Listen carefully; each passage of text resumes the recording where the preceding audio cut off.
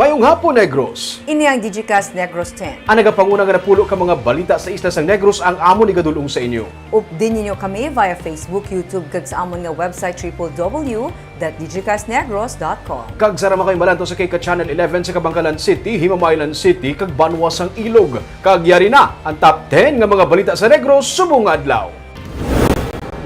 Mga nagpositibo sa Delta variant sa COVID-19 kag ilang mga close contacts nagnegatibo sa swab test. EOC nagpaatag nga wala sa may napatay bangod sang bakuna sa Bacolod.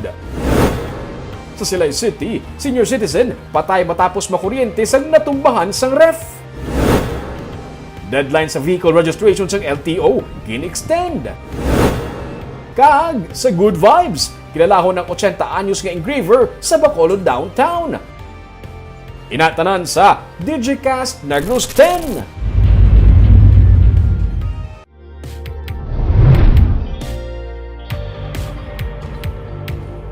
Sa number 10, padayon ang maid-id nga kampanya sa probinsya kontra African swine fever.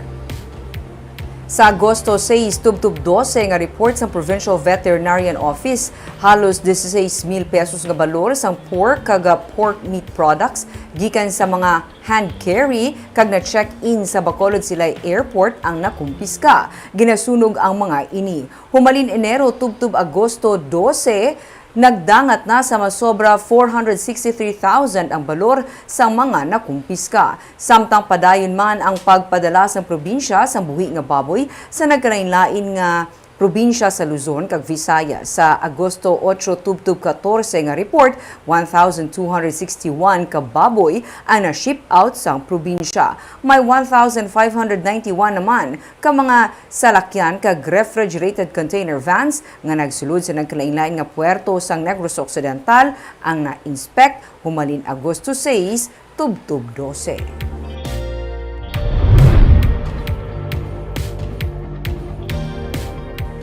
Sa number 9, Negros Occidental Governor Eugenio C. Lacson na talana nga maghatag sang iya nga State of the Province Address sa badasud nga semana.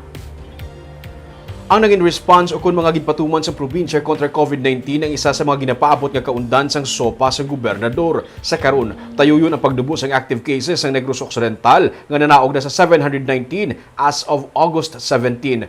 May lambda variant man nga na-detect sa Negros Occidental, pero ang natungdan nga 35 anyos nga iloy ang nagnegatibo na sa virus. Negatibo man sa COVID-19 ang iyang alapsag kag mga close contact. Sunod sa gobernador, wala man sang patimaan sa karon nga naglapta ang virus sa lugar. Kabahin man sa highlights ang sopa sa gobernador ang mga nalabot sang iban nga mga departamento. Virtual nga patigayunon ang sopa. To COVID will be part of the State of the Province Address, but of course we will also recognize all other departments' performance, no, in line with the advance and exemption.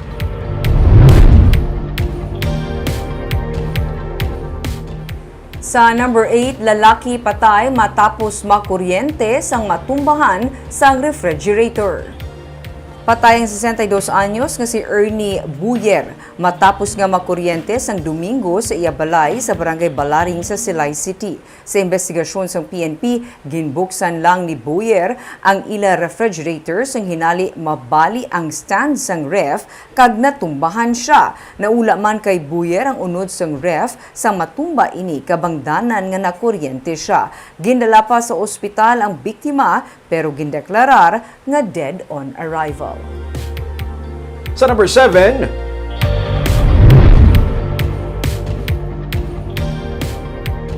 naglabot na sa halos 32,000 ang mga health violators sa syudad sa Bacolod. Sa datos ng Bacolod City Police Office, humalin sa Enero 1 tubtub Agosto 15, yara na sa 31,724 tanan ang mga gindakop bangod sang violation may angot sa health protocols sang syudad. Masobra 2,000 diri ang na-record subong lang nga bulan. Masobra 10,000 sa mga violators ang nadakpan bangod wala nagasuksok sang face mask. Masobra 7,000 naman ang nadakpan nga wala nagasuksok sang face shield. Kag amuman ang mga nag-violate sang curfew hours. Pila sa mga gindakop nga mga violators amo ang mga wala nag-observe sang social distancing kag ang pag-violate sang liquor ban.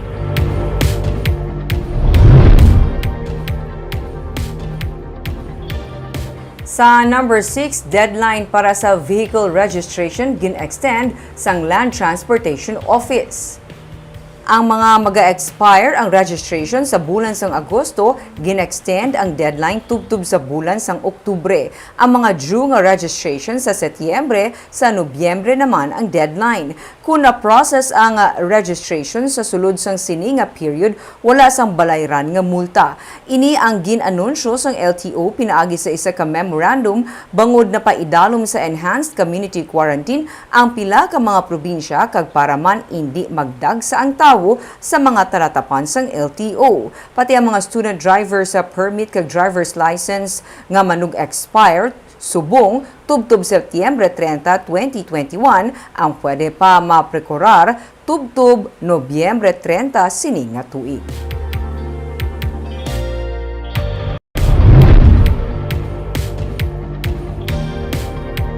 Sa number 5, ang mas istrikto pagpatuman sa border control pati na sa mga requirements bisan pa para sa mga essential workers ang sabat sang LGU sa Negros Oriental bilang pangaman sa pagsulod sang Delta variant sa COVID-19.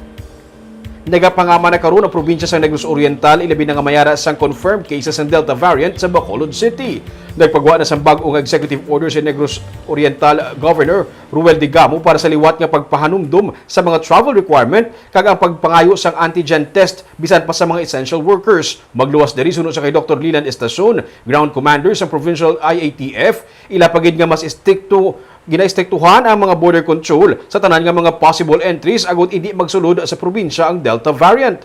May Theta, Alpha kag Beta variant na sa Negros Oriental. Nagapabilin man nga manubo ang active cases sa karon sa probinsya. 342 ang nabilin nga active cases sa probinsya matapos mag-record kahapon sang 47 new cases kag 35 recoveries.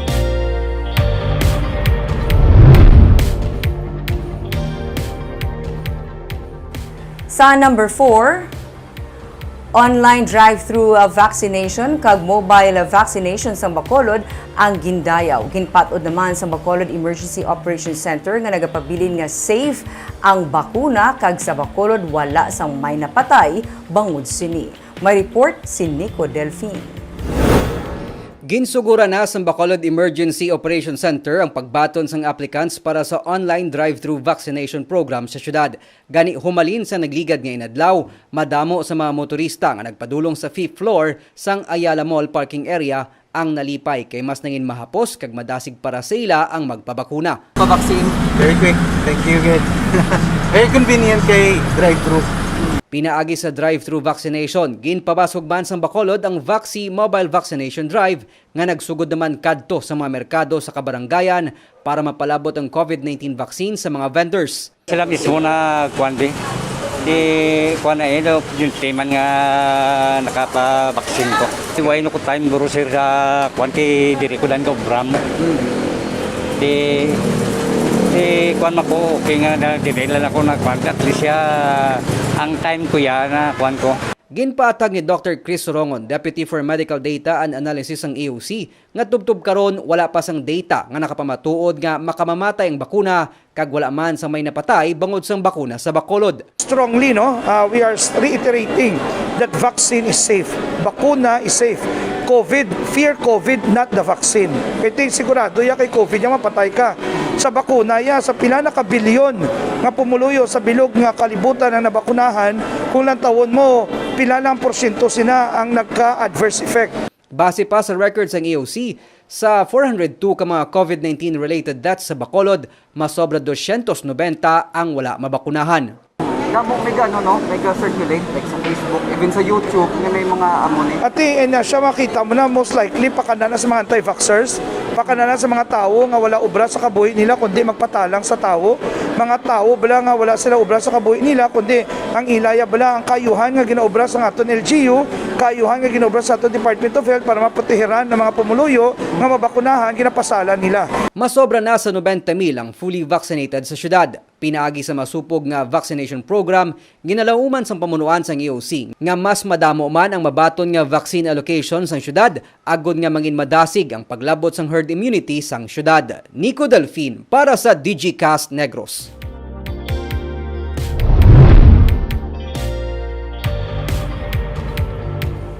Sa number 3, malapit na sa karon sa 60% sa mga pulis sa Negros Occidental ang nabakunahan na.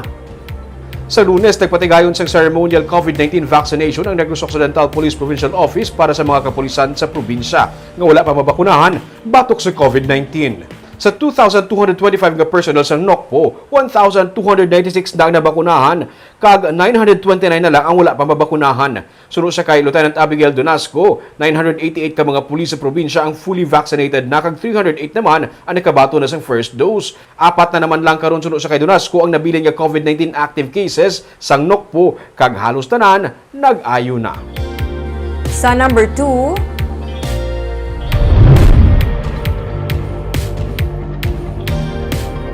nag-amat-amat na saka ang kadamuon sa mga senior citizens nga nagapabakuna sa Negros Occidental. Inisino kay Negros Occidental Governor Eugenio Jose Lacson nga nagsiling man nga isa man sa luyag hatagan atensyon sa probinsya ang mga katigulangan nga may kabudlayan sa pagpadulong sa mga vaccination center.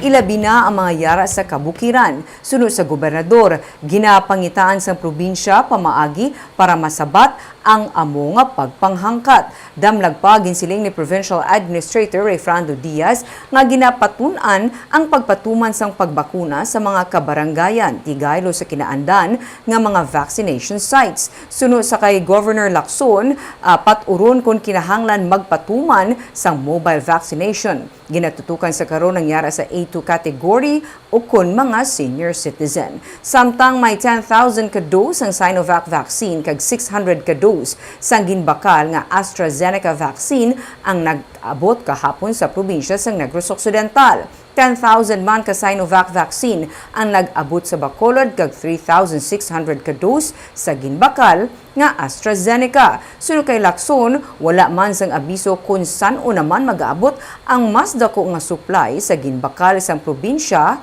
nga bakuna. There's a improvement. I think ang concern subong is that there are some senior citizens siguro na nabudlayan magkadto sa vaccine center. So that has to be figured out kung paano ma-address na, no? Especially sa kabukiran, ang mga balay ko is so far apart from each other, no? So that is one concern that has to be addressed. Kag sa numero 1 sa mga balita, subong nga adlaw.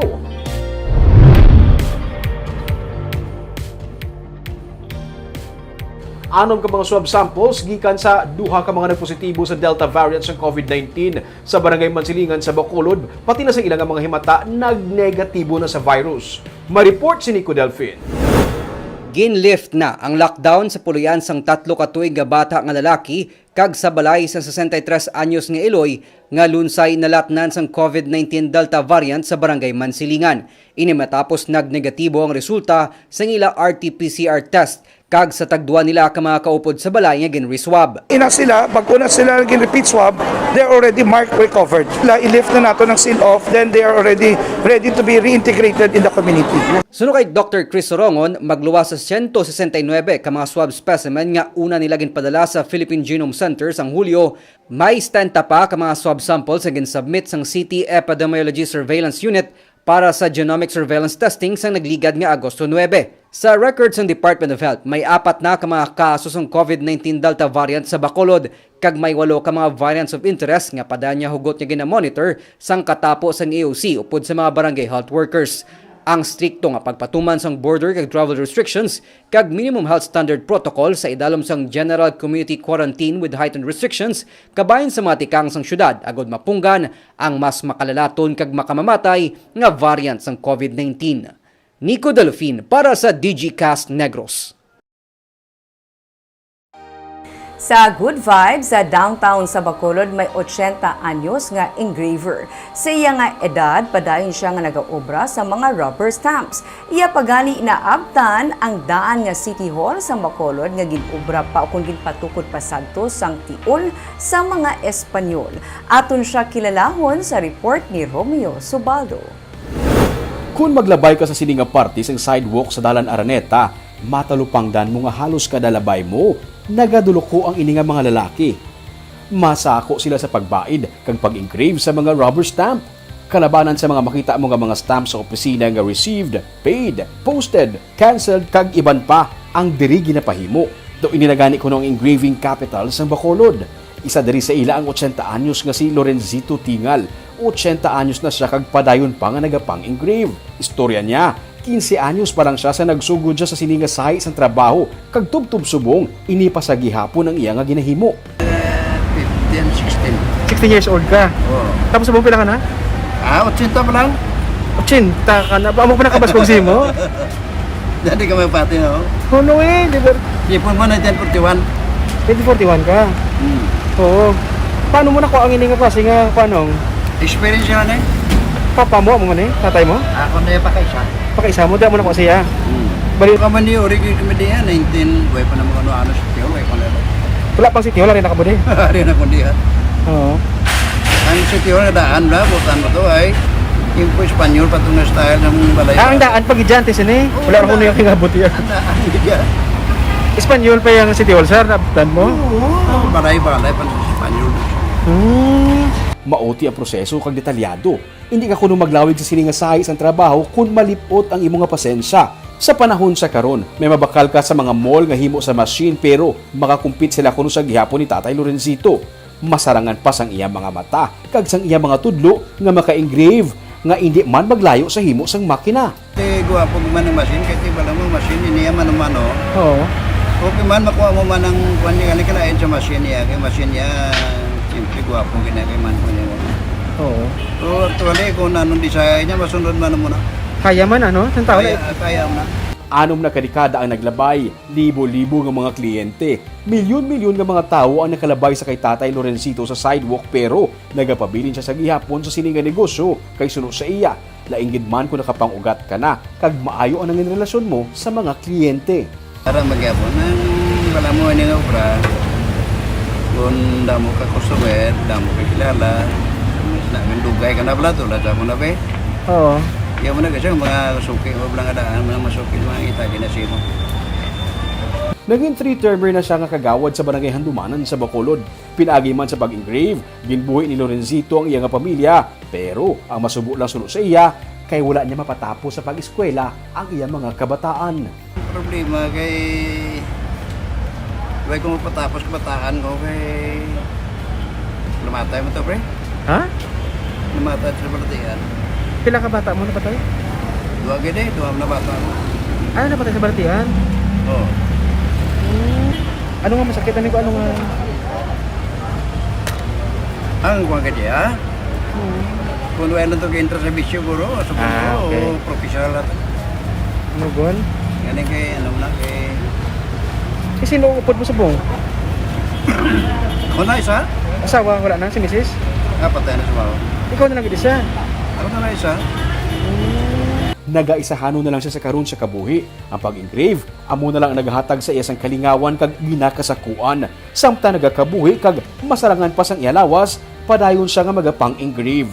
Tanan kita kuno madula sa kalibutan, pero ang aton nga mga nahimuan ang magamarka sa kabuhi sa iban nga tawo nga aton nakilala. Barb, abi ko gidyo na unay ang sa signage nga tingal. Amo na tawag sa nagaobra sang amo na Coincidence. sa nagapang-engrave. Naman ko tingko kay Manong, sir, nga tingal, apelyido niya gali ang tingal, hindi gali ang process.